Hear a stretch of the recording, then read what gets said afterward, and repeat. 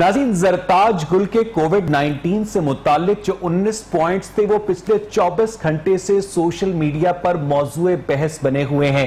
लेकिन उसके साथ साथ ज़रताज गुल के अलावा खुद उनकी जो काबीना के सरबराह है वज़ीर आज़म इमरान खान, उनकी जानिब से भी जो मुतज़ाद बयानात सामने आए कोविड-19 के हवाले से, उसकी वजह से लोगों के अंदर काफी ज्यादा खलते मबहस हुआ। पहले इमरान खान कहा करते थे कि लॉकडाउन नहीं होना चाहिए, फिर उन्होंने ये कहा कि लॉकडाउन अशराफिया ने कर दिया, फिर उन्होंने ये कहा कि सूबों ने अगर मुझसे पूछा होता तो मैं लॉकडाउन की मुखालफत करता, फिर उन्होंने ये कहा कि लॉकडाउन से मईशत का पहिया रुक जाता है, और फिर उन्होंने स्मार्ट लॉकडाउन की इस्तिलाह जो है वो इस्तेमाल की। अब इस स्मार्ट लॉकडाउन की इस्तिलाह को जब पंजाब हुकूमत ने इमरान खान के विजन के मुताबिक लाहौर शहर में अप्लाई किया तो हमने देखा कि पिछले एक हफ्ते से लाहौर शहर के अंदर कोरोना केसेस में रिकॉर्ड इजाफा हुआ है, और यह स्मार्ट लॉकडाउन किसी भी तरीके से वो नताइज देने में नाकाम रहा है जिसकी पंजाब हुकूमत दावेदार थी। पहले शहर के 13 इलाके सील किए गए, अब शहर के मजीद 8 इलाके सील होने जा रहे हैं। इससे क्या वाकई लोगों की मुश्किलात में कमी आएगी? इससे वाकई क्या कोरोना को जो फैलाव है उसे रोकने में मदद मिलेगी? इस पर बात करने के लिए मेरे साथ मौजूद है मोहतरम नासिर सलमान साहब, तर्जुमान है पंजाब हुकूमत के, उनके साथ हम राब्ता करने की कोशिश कर रहे हैं। इस वक्त सूरत हाल यह है कि पंजाब के अंदर रिकॉर्ड केसेस हैं जो कि 66,000 का हिस्सा अबूर कर चुके हैं। सिंध में लगभग ये केसेस 70,000 हो चुके हैं, और ये तादाद कहीं भी रुकने का नाम नहीं ले रही है। अगर सिर्फ इस्लामाबाद शहर की बात की जाए तो पूरे इस्लामाबाद में कोरोना केसेस की तादाद 10,000 है, जो पूरे बलूचिस्तान से ज्यादा है, क्योंकि बलूचिस्तान में अब तक 9,000 केसेस रिपोर्ट हुए हैं। और इस आदादो शुमार की रेस में आजाद कश्मीर सबसे पीछे इसलिए है 400 की फिगर के साथ, क्योंकि वहां पर सबसे कम टेस्टिंग है। अमेरिकी सदर डोनाल्ड ट्रंप ने भी पिछले दिनों एक बहुत दिलचस्प बयान दिया। उनका यह कहना था कि मैंने अपनी एडमिनिस्ट्रेशन को यह हिदायत की है कि टेस्टिंग की रफ्तार को कम किया जाए ताकि कम से कम कोरोना केसेस रिपोर्ट हों। अब सवाल यह पैदा होता है कि पाकिस्तान की हुकूमत क्या वही काम कर रही है जो अमेरिकी सदर डोनाल्ड ट्रंप ने अपनी बातों में कहा? इस पर बात करने के लिए मेरे साथ नासिर सलमान साहब मौजूद हैं, तर्जुमान हैं पंजाब हुकूमत के। नासिर साहब, बहुत बहुत शुक्रिया आपके वक्त के लिए। लाहौर शहर में पहले स्मार्ट लॉकडाउन का कोई फायदा नहीं हुआ, कि आप लोग मजीद स्मार्ट लॉकडाउन करने जा रहे हैं?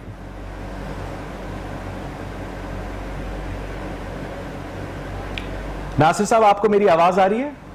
बिल्कुल आ रही है जी। जी नासिर साहब, मैंने ये पूछा कि लाहौर शहर में पहले जो स्मार्ट लॉकडाउन किया गया उसका अमली तौर पर कोई फायदा नहीं हुआ। पुलिस वालों के लिए पैसे बनाने का एक नया जरिया था। लोग हमारी आंखों के सामने रिश्वत देकर उन इलाकों से बाहर निकलते रहे, कोरोना केसेस उसी रफ्तार से रिपोर्ट होते रहे। अब मजीद 8 इलाके आप लाहौर के बंद करने जा रहे हैं, क्यों?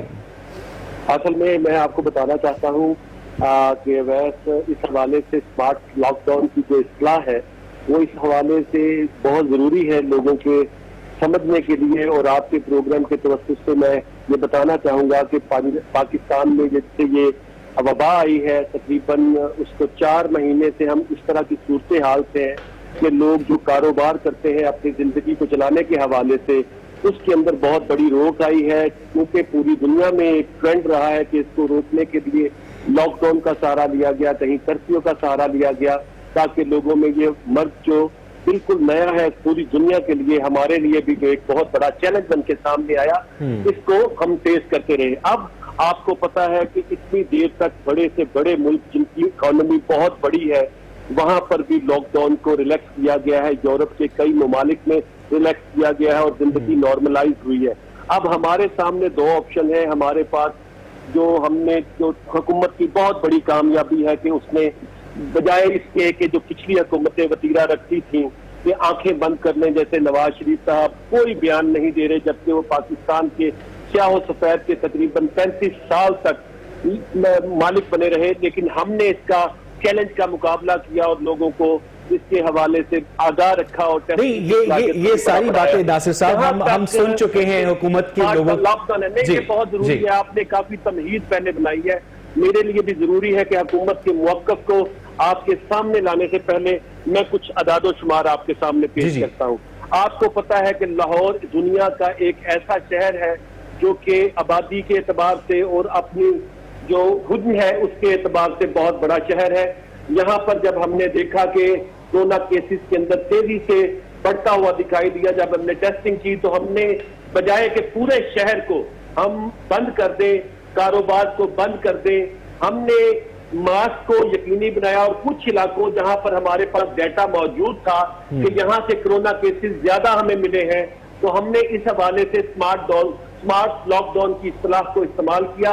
इस वक्त ये पूरे लाहौर के अंदर ऐसे जगह जहां से हमें रिकॉर्ड के अंदर ये महसूस हुआ कि यहाँ कोरोना ज्यादा असरअंदाज हुआ लोगों की जिंदगी में, हमने दूसरे लोगों को जो इससे इफेक्ट नहीं हुए थे वहां पर उनको सील करके लॉकडाउन करके ये एक ऐसा तासुर बनाने की कोशिश की कि हम इंसानी जिंदगी को भी नासिर साहब मुझे ये बताइएगा, नासिर साहब मैंने सुनी ना आपकी बात, नासिर साहब सुनिएगा कि आपने ये कहा कि लोगों को मुआशी नुकसान से भी बचाना है, उसके अलावा वबा के फैलाव को भी रोकना है। अगर आपने लाहौर का फर्ज कीजिए कि इकबाल टाउन सील किया हुआ है और एक बंदा शादरा से उठकर वहां पर दुकान चलाने आता है और वो दुकान एसेंशियल आइटम्स की है, ग्रोसरी की है, इसका मतलब है कि उस बंदे को 2 दफा लॉकडाउन वाले एरिया में नफूज की इजाजत है।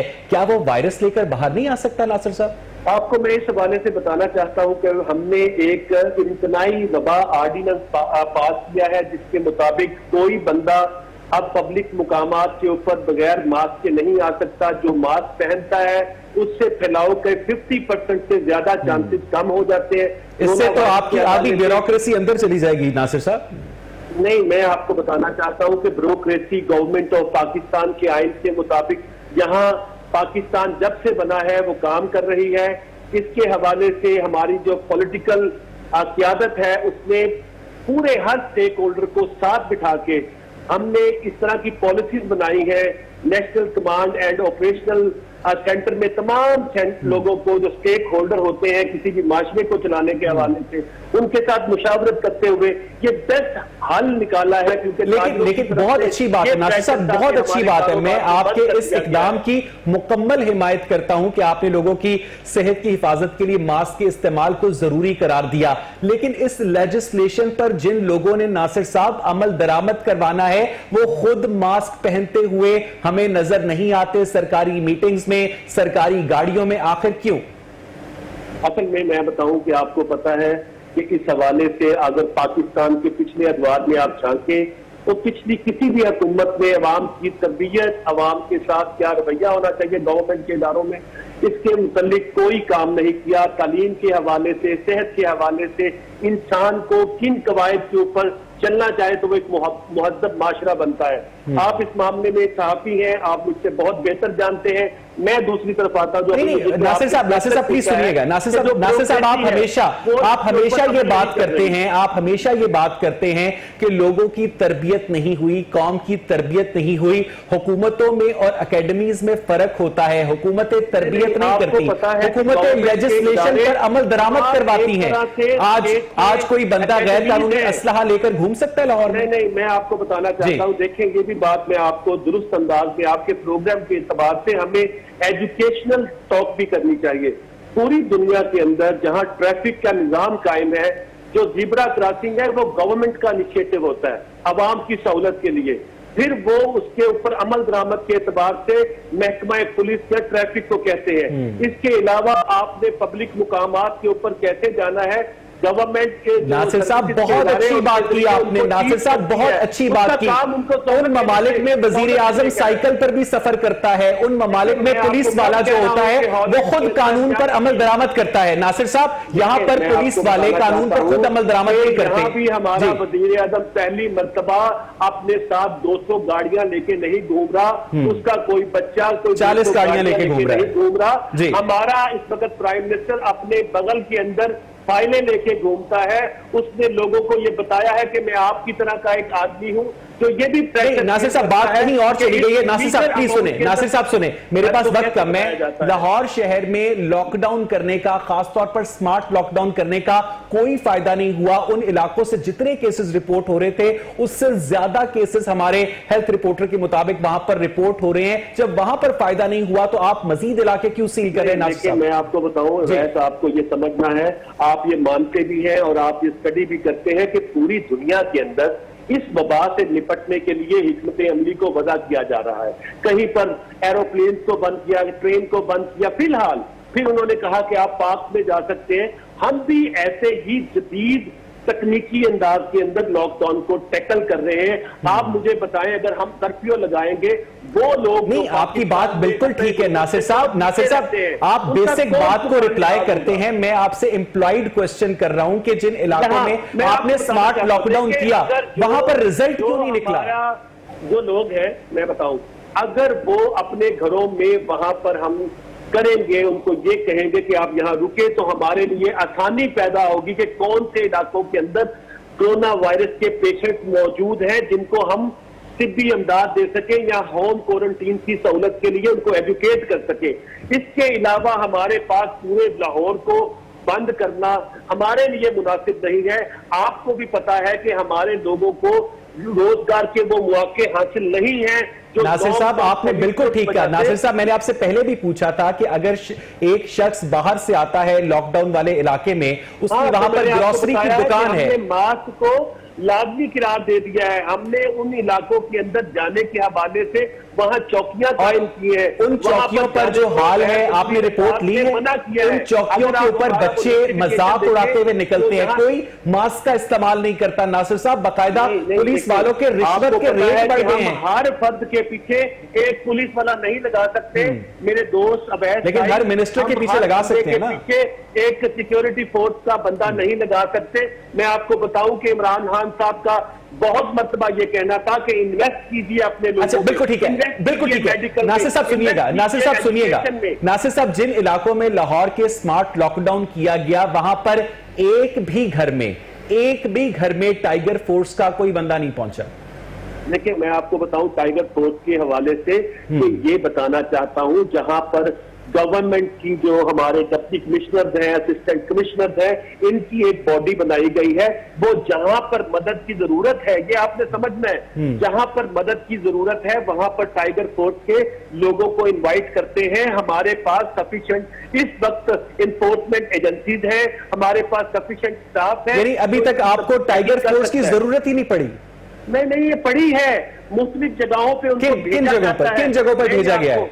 देखिए, मैं आपको बताऊं, मुख्तलिफ मार्केट के अंदर, पेट्रोल पंप के अंदर, और जहां पर भी हमारी जिलाई इंतजामिया को महसूस हुआ कि गवर्नमेंट मशीनरी सफिशिएंट नहीं है, वहां नासिर साहब, लाहौर का एक इलाका बताएं जहां पर कोरोना के हवाले से टाइगर फोर्स को रिलीफ ऑपरेशंस के लिए मैदान बताया गया। आपको बताऊंगा कि हॉल रोड पे भी, इचरा के अंदर भी, लिबर्टी के अंदर भी, भगवानपुरा के एरिया में भी, सदर के एरिया के अंदर भी, मुख्तलिफ जगहों के अंदर असिस्टेंट कमिश्नर ने टाइगर फोर्स के वॉलंटियर्स को बुलाया है और उनको मुख्तलिफ ड्यूटीज असाइन की है। मैं आपको बताऊं, इस मजबूत से निजाम के अंदर हम पूरी कोशिश कर रहे हैं कि टाइगर फोर्स की जहां जरूरत है, गवर्नमेंट की एजेंसीज को वहां पर उनको इनवाइट किया जाए।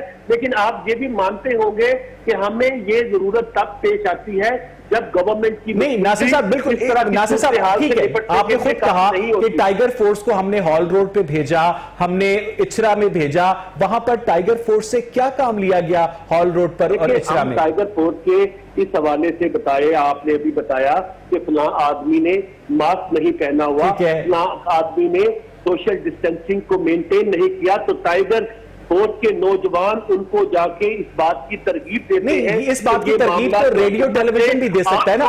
इमरान खान साहब कहते थे कि टाइगर फोर्स लोगों के घरों में खाना पहुंचाएगी। इमरान खान साहब कहते थे कि टाइगर फोर्स रिलीफ ऑपरेशंस करेगी। जी नहीं, देखिए, मैं आपको बताऊं, लाहौर के अंदर आप मुझे बताएं कि इस वक्त लोगों के कारोबार खुल चुके हैं, तो किसी बंदे को अगर खाने की जरूरत होगी तो तब भिजवाया जाएगा। जिन इलाकों में स्मार्ट लॉकडाउन है वहां पर तो कारोबार बंद है ना नासिर साहब? नहीं, मैं आपको बताना चाहता हूं कि इस हवाले से हमने उनको पहले आगाह किया है।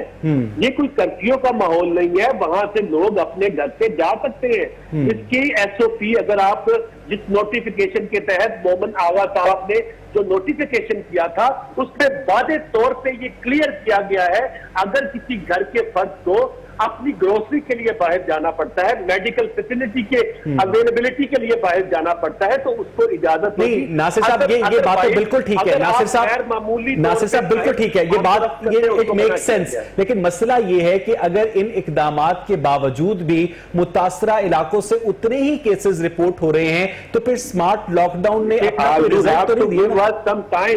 अवैध इसके लिए थोड़ा सा टाइम दरकार होता है। ये एक शॉर्ट टर्म से मिड टर्म पॉलिसी है कि हम उन इलाकों को वेरीफाई करें कि यहां पर अब कोरोना के हवाले से केसेस के अंदर किस अंदाज में तेजी आई है। हम इस डाटे के एनालिसिस के लिए एक कमेटी कायम है जो इसका एनालिसिस करता है। उसके सरबराह है डॉक्टर असद असलम साहब, जो कि म्यू अस्पताल के सीईओ भी हैं। वो एक दमाना शनात और बेहतरीन प्रोफेशनल डॉक्टर हैं, जिनकी सरबराही में हम इस बात का तयन करते हैं कि कोरोना केसेस के जिन इलाकों से मामलात के अंदर तेजी आई है, हुकूमत अपने वसाइल को इस्तेमाल करते हुए उन पे किस तरह से काबू पा सकती है।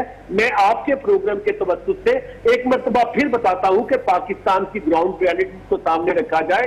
पाकिस्तान को गुज़िश्ता दहाइयों से इस तरह से अच्छा नासिर साहब ठीक है, नासिर साहब ठीक है, नासिर साहब सुनिएगा कि जिस वक्त जिन इलाकों के नाम लिए जा रहे हैं, बाकायदा वो नाम नोटिफिकेशन में भी आते हैं कि इन इलाकों को लाहौर के सील किया गया, अब इन इलाकों को मजीद सील किया जा रहा है, तो अगर जरूरत पड़ी तो आप लोग क्लब रोड को और GOR को भी सील करेंगे?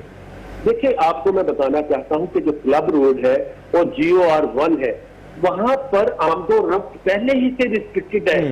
नहीं, अगर वहां से केसेस रिपोर्ट होते हैं, वहां पर रोका जाएगा। नहीं, अगर वहां से केसेस रिपोर्ट होते हैं, अगर वहां से केसेस रिपोर्ट होते हैं तो इन इलाकों को भी क्या सील किया जा सकता है? नासिर साहब, आपको बताऊं कि आपने समझना है और अवाम को भी समझना है। आपके प्रोग्राम के तवज्जुह से जो लोग भी हमें सुन रहे हैं, जो GOR 1 है, जिसकी माल रोड पे एक एंट्रेंस है और एक जेल रोड में जहां पर race course park Jilani park है, वहां पर बाकायदा से सिक्योरिटी चेक है।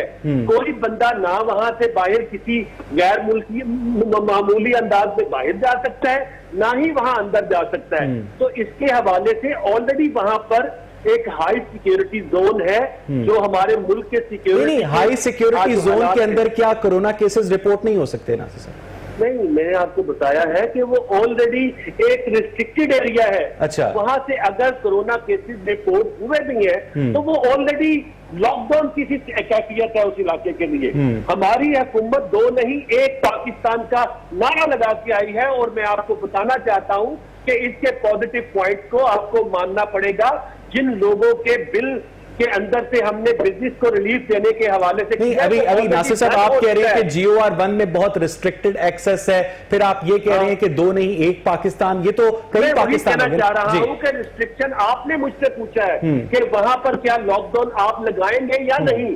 मैं आपको बताना चाहता हूं कि GOR 1 जो है वहां पर चूंकि बहुत सारी गवर्नमेंट की जो आप कह सकते हैं वो जो हाई अप है उनकी जगह है, जजेस की जगह है, वहां ब्यूरोक्रेट के घर है, वहां पर मिनिस्टर्स के घर है जो हुकूमत को पंजाब में सब चलाते हैं। आपके सामने सारी सिचुएशन है कि वहां पर हमने इसलिए ज्यादा मैयत इख्तियार किए होते हैं। तो अराकीन तमाम मेजर्स के बावजूद अगर नासिर साहब अराकीन पंजाब असेंबली के अंदर केसेस रिपोर्ट हो रहे हैं, अगर सूबाई वुज़रा के अंदर केसेस रिपोर्ट हो रहे हैं, नासिर सलमान साहब, अगर अराकीन पंजाब असेंबली के अंदर केसेस रिपोर्ट हुए हैं, सूबाई काबीना के अंदर केसेस रिपोर्ट हुए हैं और वो इसी रिस्ट्रिक्टेड एरिया के अंदर से रिपोर्ट हुए हैं, जब आप खुद बकौल आपके वो लोग वहां पर रहते हैं, उसके बावजूद अगर इन एरियाज को बंद नहीं किया गया, एक आम आदमी के एरिया को बंद किया जाता है, तो ये इंसाफ तो रहा हुआ ना नासिर साहब? मैं आपको बता चुका हूं कि मैं यहां पर रिस्ट्रिक्टेड एक्सेस है हर बंदे की, ताकि अगर कोई उसके बावजूद केसेस रिपोर्ट हुए के हवाले से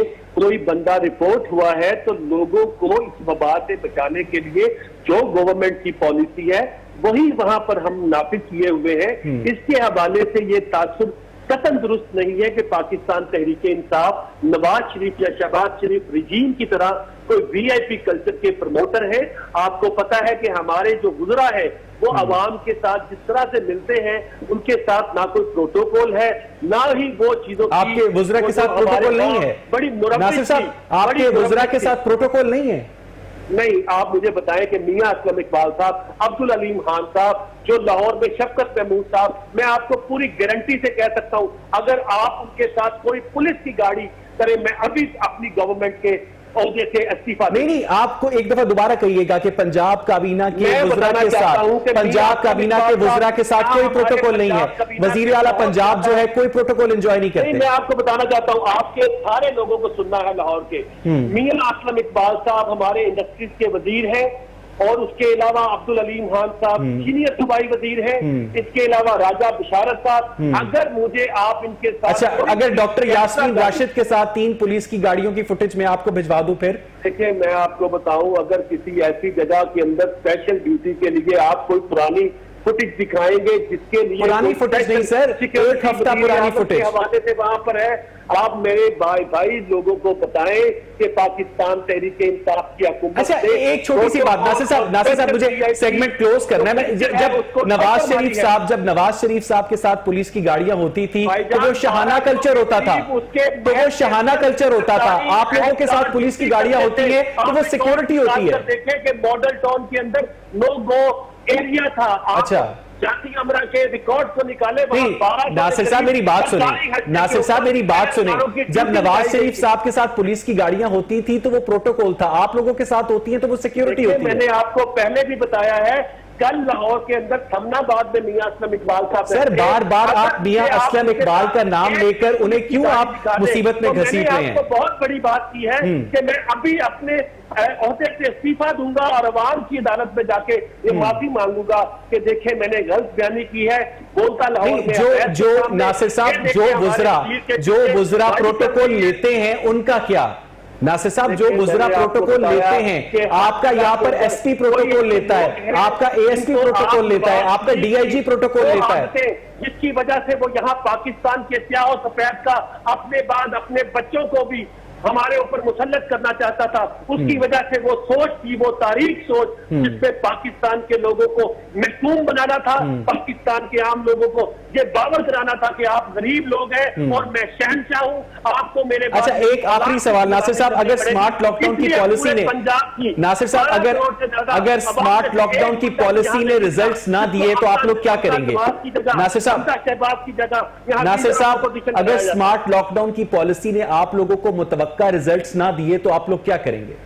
देखिए, हम आपके साथ मुशावरत में हैं, हम मीडिया के साथ मुकम्मल उनके जो मामला जो हमें वो देखते हैं, हम उनके साथ मुशावरत में हैं, हम अपोजिशन के साथ मुशावरत में हैं, हम जो मुबस्सरीन हैं उनको भी सारा उस कमेटी के अंदर रखा है। अगर हमारे सामने कोई ऐसी सिचुएशन आती है जिसमें अवाम की सेहत को मजीद थ्रेट्स होते हैं, तो ये पहली हुकूमत है जिसने अवाम का सोचा, मिडल मैन का खात्मा किया।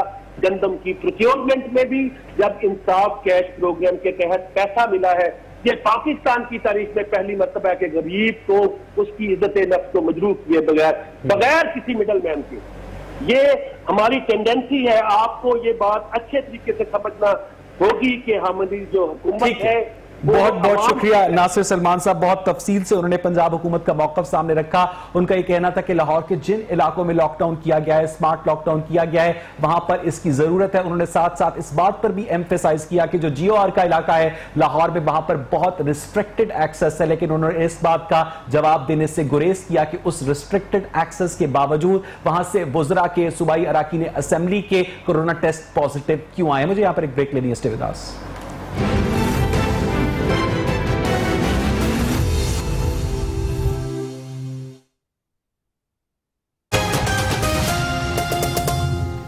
हैं तो उसमें से 17 पेशेंट्स की जान बचाई जा सकती है, लेकिन हमने देखा कि अब कुछ ऐसी स्टडीज भी सामने आ रही हैं कि एक्टेम्ब्रा जो इंजेक्शन है और उसके अलावा डेक्सामेथासोन जो स्टीरॉयड है उसकी जानिब से, उसके अलावा प्लाज्मा थेरेपी की जानिब से भी वो रिजल्ट्स नहीं मिल रहे जिनकी आवाम तवक्को कर रहे थे। इस सारे मामले पर बात करने के लिए प्रोफेसर डॉक्टर असद असलम हमारे साथ मौजूद है, चेयरपर्सन है कोरोना एडवाइजरी ग्रुप के। डॉक्टर साहब बहुत बहुत शुक्रिया आपके वक्त के लिए।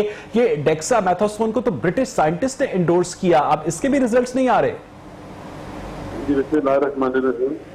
जैसे कि डेक्सामेथासोन बेसिकली कॉर्टिसोन की शक्ल है, इसके अलावा और भी अद्वियात हैं जो इस ग्रुप में आती हैं, तो हम इसको शुरू से ही पाकिस्तान में शुरू कर रहे हैं तकरीबन हर पेशेंट को जो moderate to severe critically ill patient होते हैं।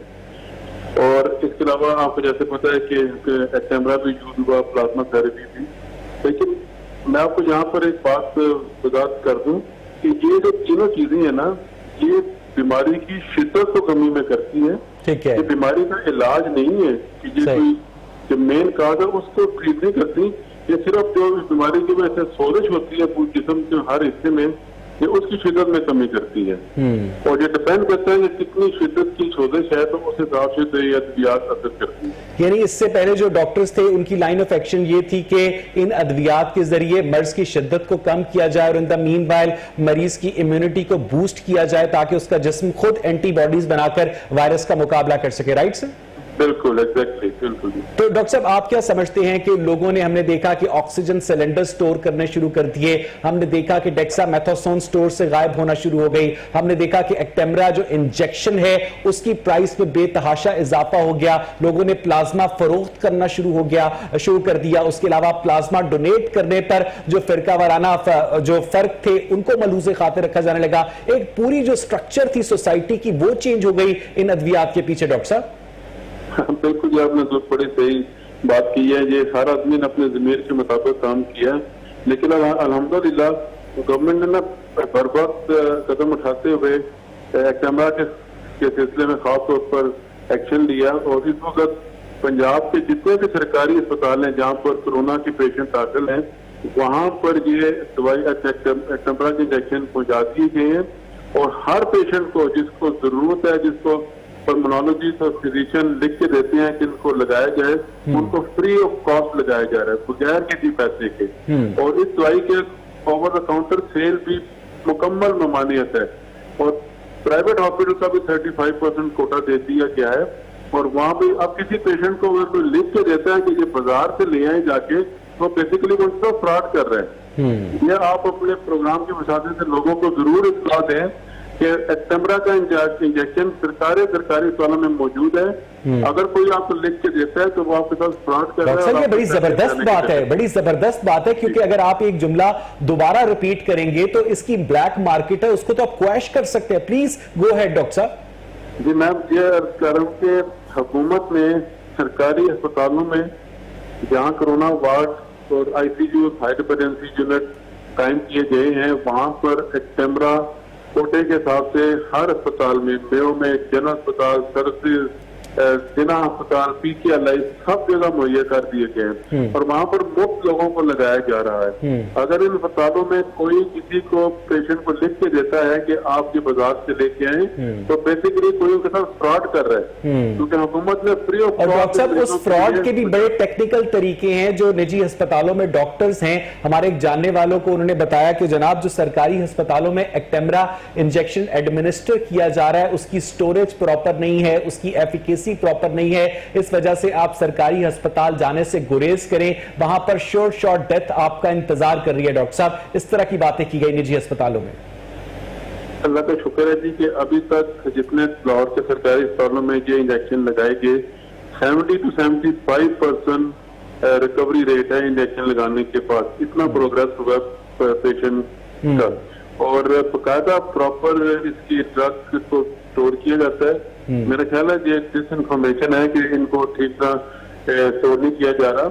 और ये भी डिस इन्फॉर्मेशन है कि खुदा न खास्ता इनके लगाने से कुछ। बिल्कुल ठीक है डॉक्टर साहब, आप लोग एडमिनिस्ट्रेटिव मेजर्स तो सारा दिन लेते हैं, इंतजामी मामलात के अंदर भी सर खपाते हैं, लेकिन पूरे पाकिस्तान के डॉक्टर्स को एक स्टैंडर्डाइज्ड कोरोना के खिलाफ प्रोसीजर अडॉप्ट करने के लिए आप टेक्निकल मेडिकल एडवाइजरीज भी जारी करते हैं, खासतौर पर सरकारी अस्पतालों में। डॉक्टर साहब जी बिल्कुल, जैसे पंजाब में कोरोना एक्सपर्ट एडवाइजरी ग्रुप है जो पहले दिन से पेशेंट की मैनेजमेंट के लिए वक्तन फवक्तन गाइडलाइन इशू करता है और उसमें चेंजेस भी करता है। शुरू में आया कि आपने क्लोरोक्विन और हाइड्रोक्सीक्लोरोक्विन देनी है, वो हमने फिर WHO ने क्या वो बंद कर दिया, रिवाइव किया, फिर दोबारा शुरू कराई कि सिर्फ क्रिटिकली इल पेशेंट के लिए देना है। तो वो हम वक्तन फवक्तन गाइडलाइन जारी करती है कोरोना एक्सपर्ट एडवाइजरी ग्रुप। और इन गाइडलाइन के अलावा पंजाब के किसी हॉस्पिटल में इलाज नहीं होता, इस गाइडलाइन को ही फॉलो किया जाता है। और ये गाइडलाइन WHO और इंटरनेशनल पब्लिकेशन, इंटरनेशनल इदारों के जो एक्सपीरियंसेस हैं उसके मुताबिक। अच्छा डॉक्टर साहब, एक बड़ी अहम बात है कि 3 से 4 दिन पहले सरकारी आदादो शुमार के मुताबिक जो मैक्सिमम केसेस एक दिन में रिपोर्ट हुए उनकी तादाद अराउंड 7000 थी, 6800 थी, लेकिन आज जो केसेस रिपोर्ट हुए हैं वो 4400 हैं, कल 4600 थे। क्या इस वबा की पीक जो है वो आकर गुजर चुकी है और अब केसेस की तादाद दिन ब दिन कम होगी डॉक्टर साहब? बज़ाहिर अल्लाह का शुक्र है कि ऐसा ही नजर आ रहा है, क्योंकि मैं आपको लाहौर के हॉस्पिटल की अगर तादाद बताऊं 11 तारीख से लेके अब तक, तो ये हैरानकुन तौर तक कमी आती जा रही है। अगर 11 तारीख को तकरीबन 1090 केस थे और 13 तारीख को ये 1100 तक टच हुए, लेकिन उसके बाद से ये 40-50 पर डे के हिसाब से काम होते होते कल रात की जो फिगर थी वो 869 थी। तो तकरीबन 14 दिन में ये 15 दिन के अंदर अंदर ये फिगर 1100 से कम होते होते अब देखें अल्लाह शुक्र है 860 तक। और डॉक्टर साहब, आपके ख्याल में इस पे जो खासतौर पर पंजाब गवर्नमेंट ने लाहौर के मुख्तलिफ इलाकों में स्मार्ट लॉकडाउन किया है उसने भी कोई किरदार अदा किया है? हालांकि उस स्मार्ट लॉकडाउन से इतने ज्यादा लोग मुतासर नजर नहीं आते। स्मार्ट लॉकडाउन का असर जिस दिन से स्मार्ट लॉकडाउन होगा उसके 14 दिन बाद होगा। ठीक है, बिल्कुल सही बात, बिल्कुल सही बात। जी, अभी तक ये वो बीमारी है जो ईद के छुट्टियों के बाद लोगों ने जिस तरह लॉकडाउन की पाबंदी ना की, SOP की ना पाबंदी की और जो बेहतियाती की, ये उसके नताइज बेसिकली हम भुगत रहे हैं। हम लॉकडाउन के साथ मजीद इंशाल्लाह बहुत अच्छे आएंगे, लेकिन वो लॉकडाउन के 14 दिन के बाद। अच्छा डॉक्टर साहब, हम लोग जो खास तौर पर पढ़े लिखे लोग होते हैं वो मास्क भी पहनते हैं, सैनिटाइजर भी इस्तेमाल करते हैं, उसके बाद उस वबा का भी शिकार हो जाते हैं। और हमने बहुत सारे ऐसे लोग देखे हैं जो ना मास्क पहनते हैं, ना सैनिटाइजर इस्तेमाल करते हैं, ना सोशल डिस्टेंसिंग का ख्याल रखते हैं और हट्टे कट्टे सेहतमंद घूम रहे होते हैं। क्यों?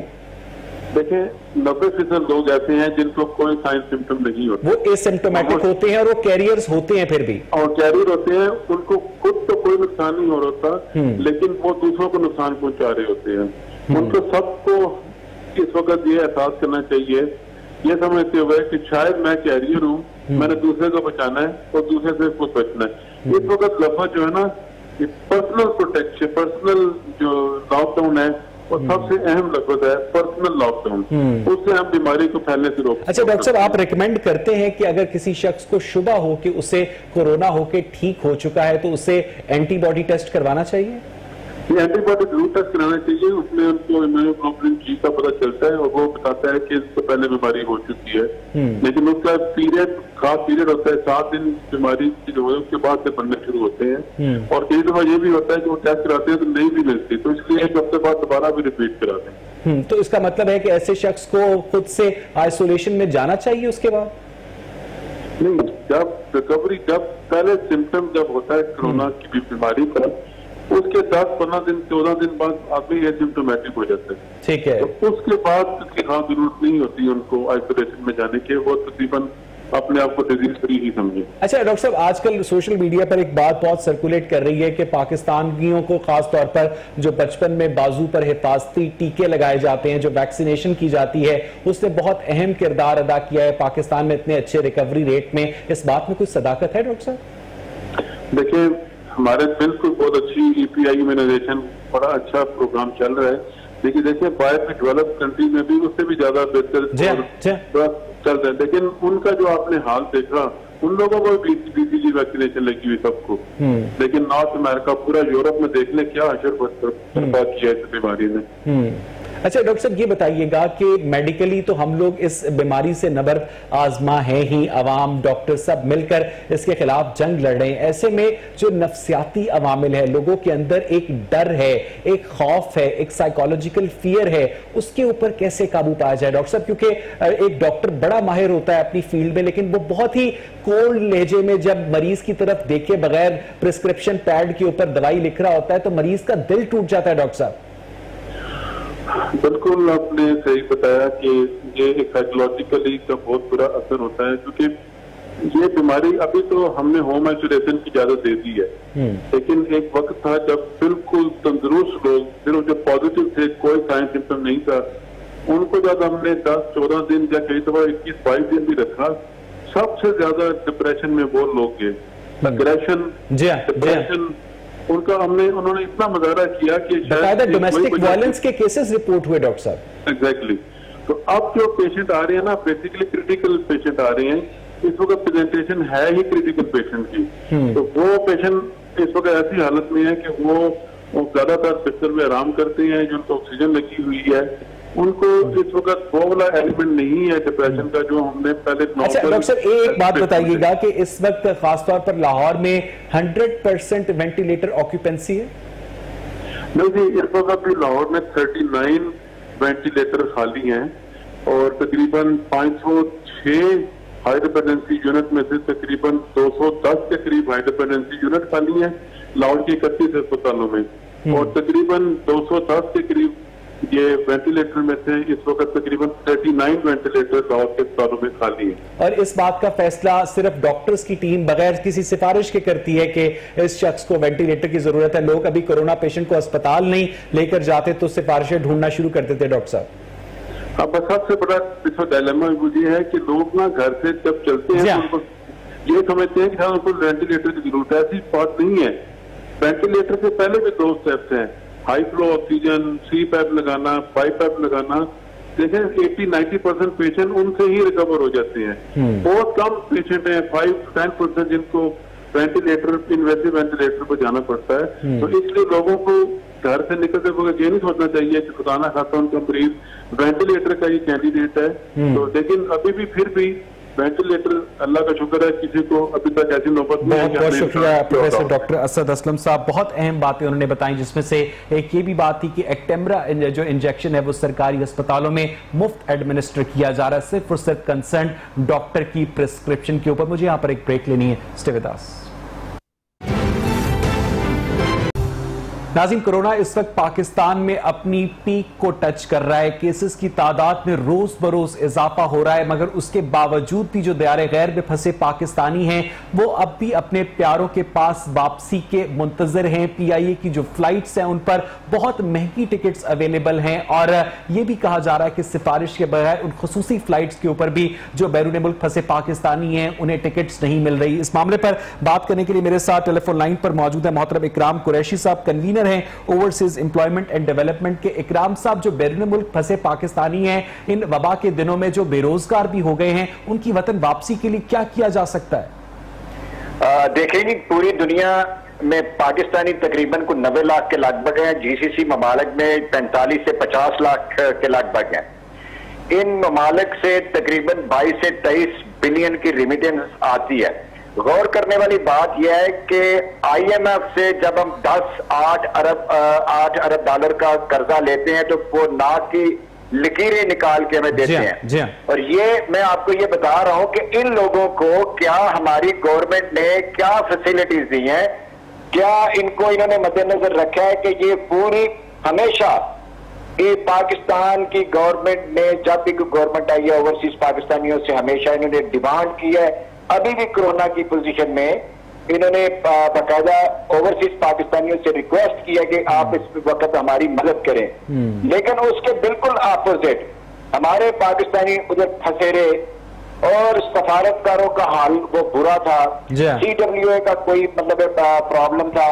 क्या इन्होंने किस तरीके से इन लोगों ने सिचुएशन को हैंडल किया? देखिए, मैं ये चाहता हूं, इस वक्त तकरीबन PIA की फ्लाइट अब आके काफी अरसे के बाद अब आके इन्होंने अपनी सर्विस शुरू की है। इवन उधर डेड बॉडीज भी पड़ी रही हैं। क्या इसके बाद एक पाकिस्तान का अदारा OPF है जो ओवरसीज पाकिस्तानी देनी चाहिए थी, क्या उन्होंने ओवरसीज पाकिस्तानियों को उन्होंने उन वर्कर्स को उन्होंने? तो आप इकराम साहब इस तमाम तर सूरत हाल का जिम्मेदार जुल्फी बुखारी को समझते हैं? मैं देखेंगी ये डेफिनेटली ये जिम्मेदारी जो है ये मिनिस्ट्री के ऊपर तो आती है, लेकिन मैं ये चाहूंगा कि जो बीच में मीडिएटर हैं, जो हमारी एम्बेसीज हैं, उनके ऊपर भी जिम्मेदारी आती है। वो एम्बेसीज तो इकराम साहब हुक्म की गुलाम होती है ना। उन एम्बेसीज का काम तो इस्लामाबाद से जो भी हुक्म आएगा उस पर अमल दरामद करना होता है। असल पॉलिसी मेकिंग तो इस्लामाबाद में होनी है ना इकराम साहब? नहीं, इस्लामाबाद में होनी है। फिर उसके बाद इतनी बड़ी तादाद में लाखों के हिसाब से ये वर्कर्स वापस आ रहे हैं। क्या बजट में इन्होंने उनके लिए कोई मुराद रखी है? क्या वो लोग जो पाकिस्तान से मैन पावर एक्सपोर्ट कर रहे हैं, क्या इन्होंने उनका हाल कभी पूछा है? क्या उन्होंने ये पूछा है कि अगर उनको कोई कर्जा चाहिए उसकी कोई डॉक्यूमेंटेशन? और जो लोग बेरोजगार हुए, मकामी हुकूमतों से एहतजाज भी नहीं किया गया इकराम साहब? मकामी किसी जगह पे कोई प्रोटेस्ट नहीं हुआ। ये लोग वापस आएंगे, वापस आके इनका मुस्तकबिल क्या है? क्या पाकिस्तान की गवर्नमेंट ने कोई प्लानिंग की है? क्या वो लोग जो मैन पावर एक्सपोर्ट कर रहे हैं? अरे इकराम साहब, पाकिस्तान के अंदर खुद 1 करोड़ 20 लाख अफराद बेरोजगार हो चुके हैं अब तक। बिल्कुल हो चुके हैं, ये पूरी दुनिया में है, लेकिन ये वो पाकिस्तानी नहीं है, ये खसूसी पाकिस्तानी है जिन्होंने हमेशा पाकिस्तान की खिदमत की है, अपने बीवी बच्चों से दूर रहे हैं। इनको भेजने वाले लोग, एक्सपोर्टर जो है, वो मुतासर हुए हैं, उनके चूल्हे बंद हो गए हैं। वो लोग जो लाखों आदमी बाहर भेजते हैं, उनका क्या? मेरी गवर्नमेंट से रिक्वेस्ट है, उनको मिनिमम डॉक्यूमेंटेशन के ऊपर उनको कुछ कर्जा दिया जाए और फौरी कर्जा दिया जाए ताकि आइंदा वो इस काम में रह सके।